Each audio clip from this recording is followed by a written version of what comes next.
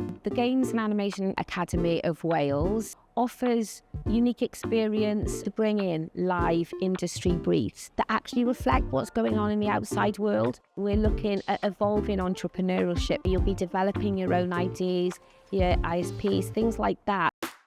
It's a great sort of melting pot of different sort of brains and different types of creators. So I definitely say that's a big part of USW's identity. We've done obviously a lot of collaboration on different projects. We all have different approaches, different ideas. So honestly, best decision I ever made was joining the course. I can't lie. You're always like collaborating with someone, whether it's somebody in your class or like a different course, or even people like in your personal life. Like I have friends who did programming for me. It's very, very collaborative.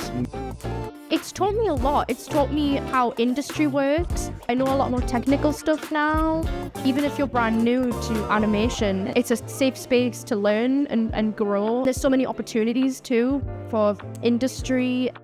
It's about how we can create that strong pathway in Wales, all the way from grassroots to working in the industry, and working with USW is where we can train the next generation of people coming through, bringing more to Wales and sort of showcasing Wales around the world.